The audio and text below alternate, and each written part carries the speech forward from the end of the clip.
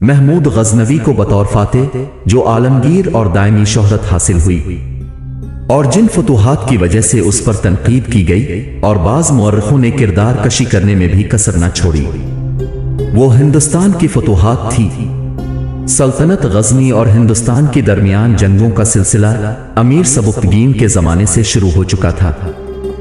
سبکتگین نے ہندوستان کے کئی علاقوں پر حملے کیے، فتح حاصل کی اور کچھ علاقے سلطنت غزنی میں بھی شامل کر لیے تھے۔ اجمالاً یہ ذکر ہو چکا ہے کہ محمود غزنوی نے بھی ان مارکوں میں حصہ لیا تھا۔ ورثے میں ایک مورخ کے بقول امیر سبکتگین اپنے بیٹے کے لیے ہندوستان کی فتوحات کا راستہ چھوڑ گیا تھا۔ امیر سبکتگین کا ارادہ تھا کہ ہندوستان کے خلاف فیصلہ کن جنگ لڑے اور اسے سلطنت غزنی کا حصہ بنا لے۔ وہ اپنے عزائم کی تکمیل اس لیے نہ کر سکا کہ زندگی نے اسے مہلت نہ دی۔ ذکر ہو چکا ہے کہ پشاور کو امیر سبکتگین نے سلطنت غزنی کا حصہ بنا لیا تھا۔ وہاں 2000 غزنی فوج تعینات تھی۔ اس فوج کے ذریعے جے پال کو نقد اور ہاتھیوں کا سالانہ خراج ادا کرنا ہوتا تھا، جس سے وہ کتراتا رہتا تھا۔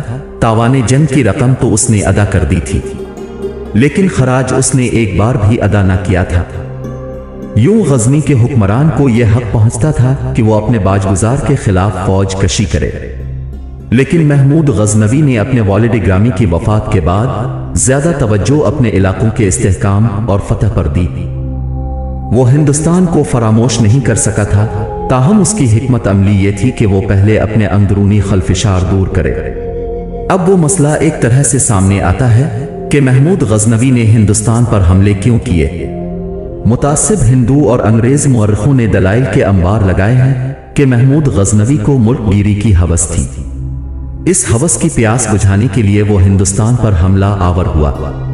یہ افسوس کا مقام ہے یا تعجب کا کہ یہ مورخ اس زمانے کے رسم و رواج اور حکمرانی کے آداب کو یکسر فراموش کر کے محمود غزنوی کو مورد الزام ٹھہراتے اور اس کی کردار کشی کرتے ہیں۔ اس زمانے میں اور آج بھی مختلف صورت میں جو حکمران اپنے باجگزاروں سے خراج وصول نہیں کر سکتا تھا، اس کی حکومت کمزور سمجھی جاتی تھی اور اس کا سارا دبدبہ ختم ہو جاتا تھا۔ اصل واقعات کو یہ متعصب مورخ یکسر نظر انداز کر دیتے ہیں۔ ہم پہلے تفصیل سے بتا چکے ہیں کہ جنگ کا آغاز امیر سبکتگین نے نہیں بلکہ جے پال نے کیا تھا۔ سوال پیدا ہوتا ہے کہ اگر وہ جنگ جے پال جیت جاتا تو کیا فاتح کی حیثیت سے وہ خراج وصول نہ کرتا، اور اگر اسے خراج کی رقم ادا نہ کی جاتی تو کیا وہ فوج کشی نہ کرتا؟ اگر جے پال ایسا کرتا تو مورخ اس کو الزام نہ دیتے۔ چونکہ محمود غزنوی مسلمان تھا، اس لیے اسے الزامات کا نشانہ بناتے وقت تمام آداب و قواعد فراموش کر دیے گئے۔ 391 ہجری کا زمانہ ہے۔ محمود غزنوی سلطنت غزنی کے اندرونی امور بہت حد تک نمٹا چکا تھا۔ سلطنت غزنی استحکام و ترقی کے ایک نئے دور میں داخل ہو چکی تھی۔ سلطان محمود غزنوی کو جے پال کی بدعہدی یاد آئی اور اس نے خراج کی ادائیگی کا مطالبہ کیا۔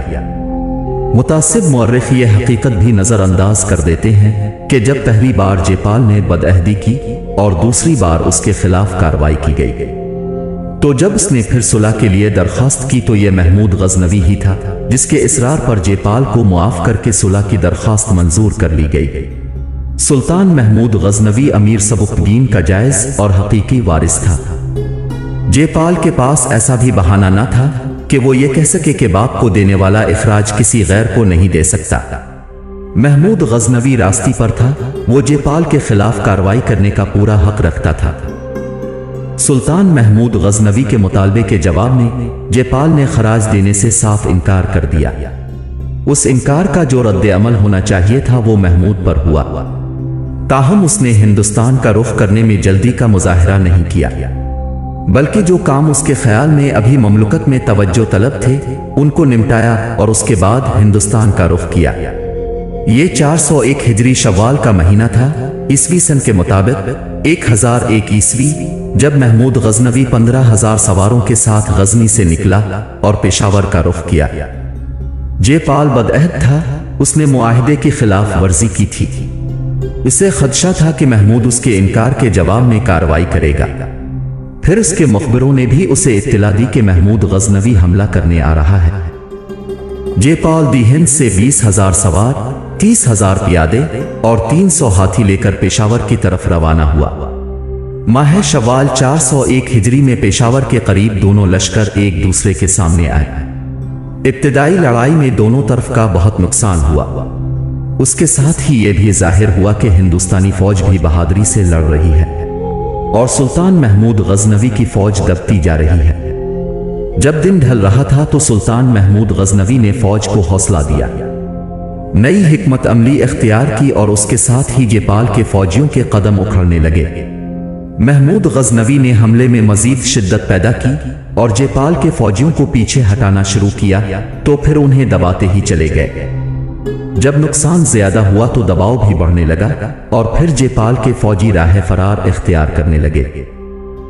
महमूद गजनवी ने भागने वालों का ताक़ुब किया और उसकी फौज ने जयपाल की फौज के एक बड़े हिस्से को काट कर रख दिया। जयपाल को उसके अहलो अयाल समेत गिरफ्तार कर लिया गया। महमूद गजनवी ने जयपाल की हालते राज पर फिर तरस खाया, उसकी जान बख्शी कर दी और भारी फिदिया वसूल करके उसे रहा कर दिया। इस जंग में महमूद गजनवी के हाथ भारी माले गनीमत लगा। घोड़ों और हाथियों की वजह से उसकी फौज में बहुत इजाफा हुआ। माले गनीमत इतना था कि हर सिपाही मालदार हो गया। एक मुअर्रिख ने लिखा है कि सुल्तान महमूद गजनवी को इस जंग में 16 ऐसी कीमती मालाएं भी मिली थी जिनकी कीमत फी माला 2.5-3 लाख रुपए उस जमाने में थी। जयपाल ने इस बार फिदिया अदा करके फिर तमाम शराइत कबूल कर ली थी। महमूद के हमले का मकसद पूरा हो चुका था। उसने पेशावर के दिफा और इस्तेहकाम के लिए कुछ अहम काम किए। पहले से ज्यादा फौज पेशावर में तैनात करके फिर गजनी का रुख किया। जयपाल मुतासिब था और काइयां चालबाज भी, ताहम यह शिकस्त उसकी सारी जहानत और चालाकियों को ले डूबी। सही मानों में वो अपनी निगाह में जलील हो गया था। उसके सामने एक ही रास्ता था कि किसी तरह वो अपना भरम कायम रखे। उस जमाने में हिंदुस्तान में एक रस्म ये थी कि हारा हुआ बादशाह अपने आप को जलती हुई चिता में डालकर फना हो जाता था। यूं वो गोया मैदाने जंग में उठाने वाली जिल्लत का कफारा अदा करता था।